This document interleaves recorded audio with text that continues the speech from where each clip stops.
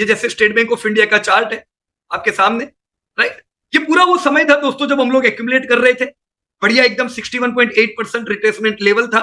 Just let me show you.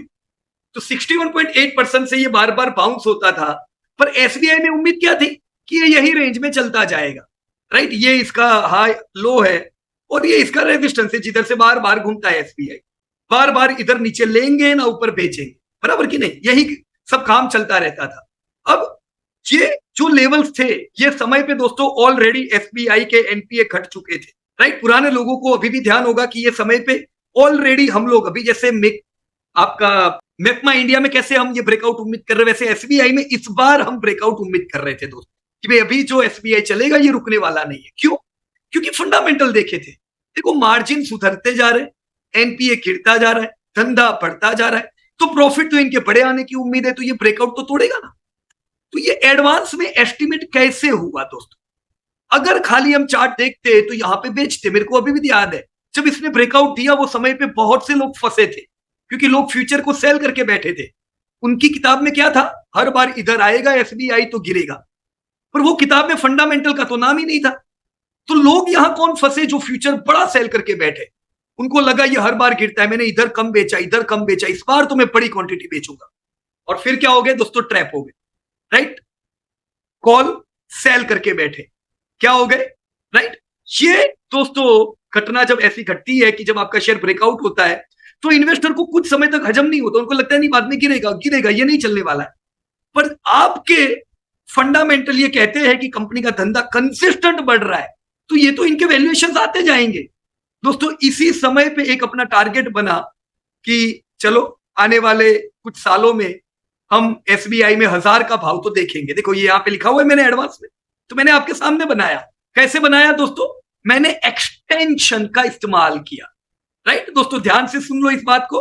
जब share range में share range में चल रहा होता है, वो समय एक्सटेंशन काम का नहीं है, वो समय आपको रिट्रेसमेंट काम का है, ताकि आप लोअर लेवल पे एक्यूमुलेट कर सको, लोअर लेवल पे ले सको, ऊपर थोड़ा प्रॉफिट बुक कर सको। हम हमेशा कितना कहते हैं, यहां पे हम कहते हैं 5% प्रॉफिट बुकिंग करना चाहिए, 5% प्रॉफिट बुकिंग करना चाहिए, राइट। यहां पे भी दोस्तों हमने भी 5% प्रॉफिट बुकिंग यहां पे भी किया था, राइट। बट इट्स गुड, अगर गिरेगा तो पैसा है क्योंकि थोड़ा प्रॉफिट बुकिंग किया है, अगर चलेगा तो शेयर है, फायदा होगा, राइट। अब जबकि एसबीआई ऑलरेडी 600 आ चुका है, अभी भी दोस्तों अपना टारगेट जो है पुराना वो बरकरार है। हम ये टारगेट को नहीं भूलेंगे जो एक्सटेंशन ने दिया।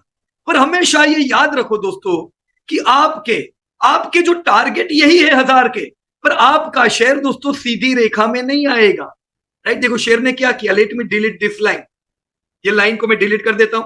शेयर ने क्या किया, ब्रेकआउट दिया, फिर 2 महीने गिरा, तो लोग इधर टेंशन में आ गए होंगे, पर इसका क्या नाम है, this is your trader remorse.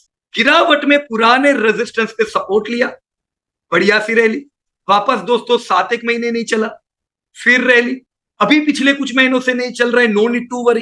तो कोई भी ब्रेकआउट के बाद जब शेयर चलेंगे वो ऐसे ही चलेंगे, सीधी रेखा में कोई शेयर नहीं आता दोस्तों। तो आपका एक टारगेट फिक्स है कि यस मेरे को ये शेयर 1000 पे दिखेगा, राइट। आपको अपॉर्चुनिटी मिली गिरावट के समय लेने की, एसआईपी करने की, तेजी में भी ट्रेडर रिमोर्स आता है तब आपको मौका मिलता है, जब ऐसे आराम करता है तब आपको एसआईपी करने के मौके मिलते हैं, और ऐसे अनलिमिटेड मौके भविष्य में भी मिलेंगे। पर हर एक मौका पिछले मौके जैसा नहीं होता है। कहते हैं ना कि अपॉर्चुनिटी दूसरी बार नहीं आती है, सेम सही बात है, दूसरी बार नहीं आती है, वो आती है पर उसके बेनिफिट्स अलग होते हैं, राइट। अपॉर्चुनिटी कभी कोई रह नहीं गया, हर एक को अपॉर्चुनिटी मिलेगी। पर आप बोलो मैं आज बाजार में आया हूं, मुझे आज 150 पे चाहिए एसबीआई, जमाना गया 150 वाला, अब लोग इसे ये भाव पे नहीं देखेंगे, राइट। तो ये है बिहेवियर। क्यों ये भाव पे नहीं देखेंगे? कि ये भाव कब था, जब एसबीआई 1.5 से 3 लाख करोड़ का धंधा करता था। अब एसबीआई का अपग्रेडेशन 5 से 7 लाख करोड़ के धंधे में हो जाएगा। एसबीआई के लिए नॉर्मल होगा 30,000 से लेके 1 लाख करोड़ तक प्रॉफिट आएगा इस दशक में दोस्तों, आने वाले कुछ ही सालों में।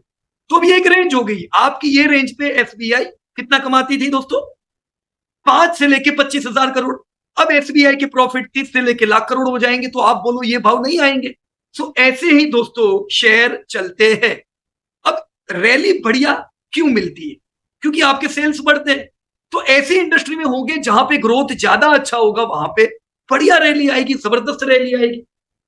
जहां पे ग्रोथ धीमा होगा, जहां पे प्रॉफिटेबिलिटी धीमे होगी, वहां पे रैली भी स्लो आएगी दोस्तों।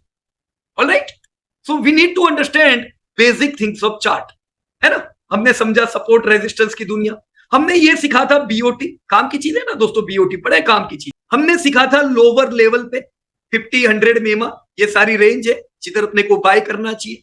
राइट, एक किताब लिखी गई है दोस्तों एलिगेटर स्ट्रेटेजी पे। क्या नाम है? Alligator strategy. तो रोज नई नई स्ट्रेटेजी आप देखोगे, पर एलिगेटर स्ट्रेटेजी क्या है? ये जो आपने अभी देखा यही एलिगेटर स्ट्रेटेजी है। एलिगेटर स्ट्रेटेजी कहती है कि 50, 100 मेमा इन तीनों के ऊपर पार करके जब निकले तो एलिगेटर के मुंह से छटक गया है। और आपको पता है शिकार जब एक बार मगरमच्छ के मुंह से निकलता है तो दौड़ता है, हर बार यहां पे एलिगेटर के मुंह से निकल के दौड़ता है।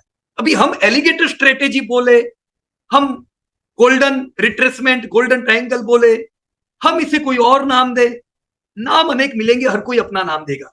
चीज सिंपल है, लोअर लेवल पे एक्यूमुलेट करे, प्रॉफिट बुकिंग के कुछ लेवल्स आएंगे उधर प्रॉफिट बुकिंग करे। रोज रोज प्रॉफिट बुकिंग नहीं करना है, अपने को टाइम आएगा प्रॉफिट बुकिंग का उधर करना है। राइट, सो हर एक कंपनी में अपने अपने हिसाब से रैली आती है, जितनी स्ट्रेंथ सेल्स में, प्रॉफिट में और वैल्यूएशंस में होगी।